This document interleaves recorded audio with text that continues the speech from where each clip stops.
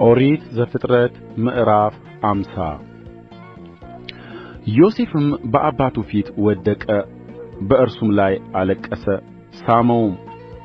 ዮሴፍም ባለመድኃኒቶች አገልጋዮች አባቱን በሽቶ ያሹት ዘንድ አዘዘ።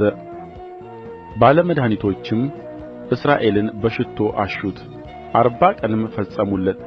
የሽቶ መደረጊያው ወራት እንደዚሁ ይፈጸማልና። የግብፅም ሰዎች 70 ቀን አለቀሱለት። የልቅሶውም ወራት ባለፈ ጊዜ ዮሴፍ ለፈርዖን ቤተ ሰቦች እንዲህ ብሎ ተናገረ።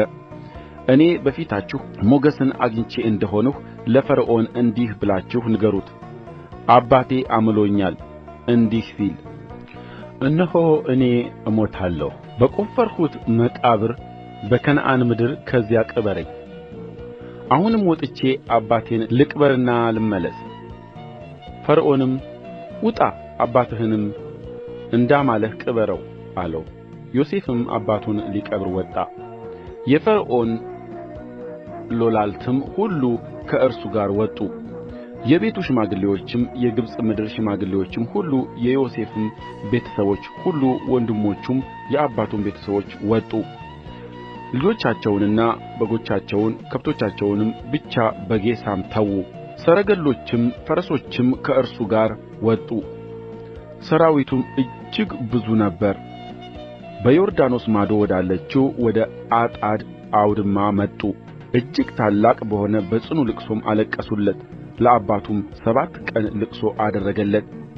በዚያች ምድር የሚኖሩ የከነዓን ሰዎችም በአጣድ አውድማ የሆነውን ልቅሶ ባዩ ጊዜ ይህ ለግብፅ ሰዎች ታላቅ ልቅሶ ነው አሉ። ስለዚህም የዚያን ቦታ ስም አቤል ምጽራይም ብለው ጠሩት። እርሱም በዮርዳኖስ ማዶ ነው። ልጆቹም እንዳዘዛቸው እንደዚያው አደረጉለት። ልጆቹም ወደ ከነዓን ምድር አጓዙት። ባለ 2 ክፍልም በሆነች ዋሻም ቀበሩት።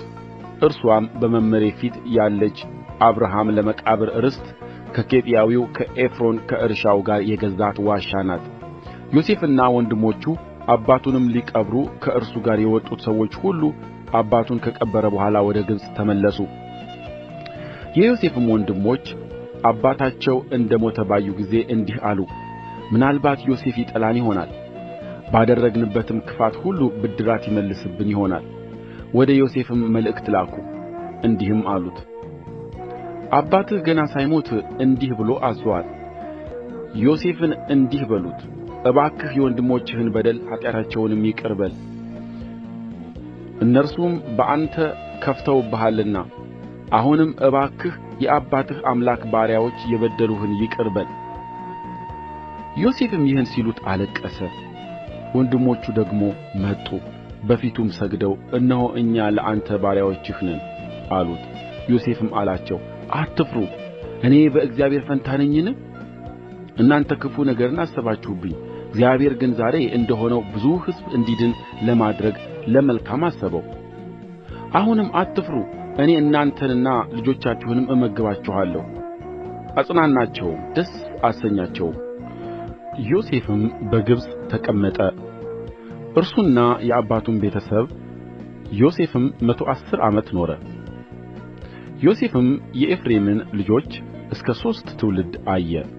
የምናሴ ልጅ የማኪር ልጆችም በዮሴፍ ጭን ላይ ተወለዱ። ዮሴፍም ወንድሞቹን አለ፣ እኔ እሞታለሁ፣ እግዚአብሔርም መጎብኘትን ይጎበኛችኋል፣ ከዚህችም ምድር ያወጣችኋል፣ ለአብርሃምና ለይስሐቅ ለያዕቆብም ወደ ማለላቸው ምድር ያደርሳችኋል። ዮሴፍም የእስራኤልን ልጆች እግዚአብሔር ሲያስባቸው አጥንቴን ከዚህ አንስታችሁ ከእናንተ ጋር ውሰዱ ብሎ አማላቸው። ዮሴፍም በ110 ዓመት ዕድሜው ሞተ። በሽቶም አሹት፣ በግብፅ ምድር በሳጥን ውስጥ አኖሩት።